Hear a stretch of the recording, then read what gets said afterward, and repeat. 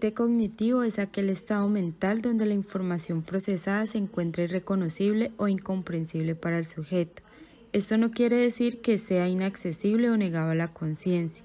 Gran parte de los estímulos sensoriales que percibimos e ingresan al sistema mental son procesados en cuestión de segundos y no es difícil comprender o asimilar aquel procesamiento de información y cómo éste repercute en la conducta. Por ejemplo, cuando oigo un sonido, automáticamente dicho estímulo es procesado por mi mente, donde actúan sistemas cognitivos como la percepción, atención y memoria, que ejercen operaciones mentales sin que nos demos cuenta o seamos conscientes de ello. Se puede decir que el inconsciente propiamente cognitivo es esa parte de nosotros que nunca se puede recordar ni olvidar, y es una parte muy importante de nuestro funcionamiento mental, indispensable en la vida cotidiana. También se puede llamar memoria procedimental o elaboración paralela distribuida de las informaciones de la memoria a largo plazo, memoria que regula y controla los movimientos automáticos. Agarramos una pelota sin ser conscientes de cómo lo hacemos y si nos lo preguntamos es posible que no consigamos cogerla también. Esta memoria es paralela porque precisamente es una característica de los procesos inconscientes no seriales, es decir, que no operan unos tras otros, sino a través de infinitos procesos paralelos que tienen lugar simultáneamente. Mientras pensamos o hacemos una cosa, se producen simultáneamente muchos otros procesos en nuestro inconsciente cognitivo. Piénsese, por ejemplo, en la información dada por nuestro cerebro a los músculos del tronco que nos permiten, mientras hablamos, mantener la posición vertical, cosa de la que no somos conscientes ni nos serviría hacerlo. Se deduce que la conciencia opera, por así decirlo, una selección entre las muchas informaciones presentes en el inconsciente. Y este es el motivo por el que se vuelve consciente siempre una parte muy reducida, limitada y tal vez incluso distorsionada.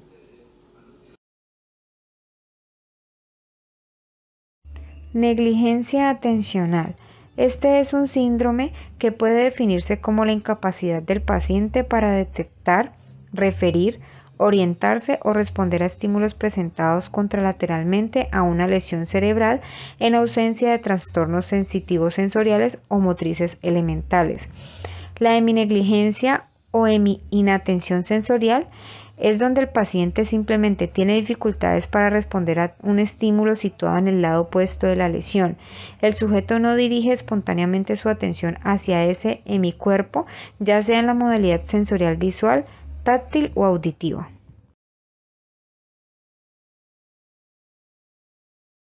Existen tres tipos de negligencia atencional, que son extinción sensorial. Este se refiere siempre a la parte visual, auditiva o táctil. Negligencia espacial, no reconoce el hemiespacio contralateral a la lesión, y también la negligencia personal es donde el paciente no reconoce que sus extremidades contralesionales le pertenecen.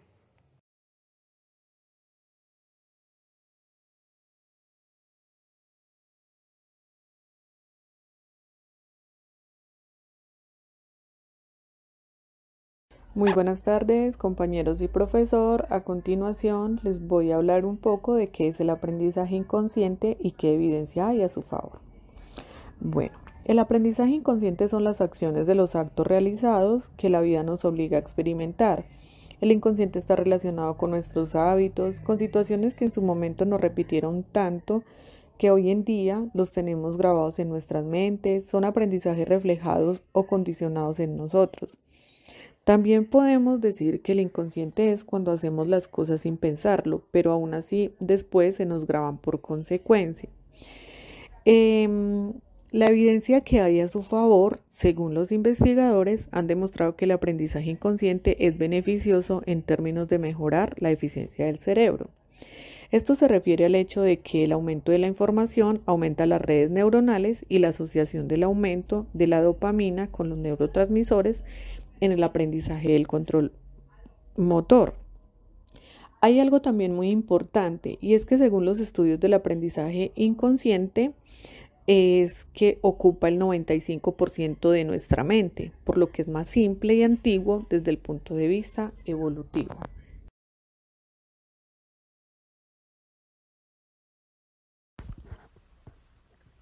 Bueno, vamos a hablar de qué es la memoria inconsciente y qué evidencias hay a su favor. Vamos a hablar que la memoria inconsciente se va a referir a los conocimientos que no recordamos intencionalmente y de manera consciente. Es decir, son esos conocimientos que se vienen a nosotros de manera automática, por lo que esta memoria se va a caracterizar por lo mismo, por ser involuntaria y la mayoría de las veces automática. Algunos de los ejemplos que vamos a tener en la memoria inconsciente es al momento de cantar una canción que no teníamos pensado aprendérnosla. La vamos a cantar de manera automática porque la hemos escuchado tantas veces que no la sabemos. También podemos hablar de que a la hora de vestirnos no vamos a tener la necesidad de recordar cómo se hacía esto, ya que lo hemos hecho tantas veces, ha sido tan repetitivo, que nuestro cuerpo o en nuestro diario vivir lo vamos a hacer de una manera automática, sin necesidad de seguir pasos o sin necesidad de seguir un orden, como en el momento en que lo aprendimos. Estas actividades que realizamos con nuestra memoria inconsciente o también llamada la memoria implícita, vamos a realizar tareas específicas que no tienen la necesidad de ser recordadas de manera consciente. Esto nos va a permitir activar estímulos repetitivos durante el tiempo, lo que va a hacer que tengamos nuevas conexiones neuronales al aprender algo nuevo, además de que, según científicos, se ve que no se afecta por la edad, sino que entre el funcionamiento cerebral y la memoria inconsciente existe una relación entre personas jóvenes y mayores, que ésta se va a ver alterada debido por el tiempo. También vamos a describir dos posibles disociaciones presentes en un síndrome neuropsicológico y estas cómo van a afectar la percepción y la atención, por lo cual vamos a hablar de los dos síndromes neurológicos como lo son el síndrome amnésico y el delirio. Primero vamos a hablar del síndrome amnésico, en donde este síndrome neurológico es donde la persona no tiene la capacidad de aprender o incorporar información nueva o reconocer información que supuestamente ya tenía integrada en sí mismo. Eso sucede por la oclusión de ambas arterias cerebrales posteriores, lo cual afecta de manera la atención del individuo y la percepción de su entorno al no poder entender ni incorporarlo. De esta manera vemos afectado tanto la atención como la percepción de su entorno. También seguimos con el delirio, que además de que es un síndrome neurológico, también se ve que es un síndrome orgánico cerebral en el cual se presenta la incapacidad de mantener la atención.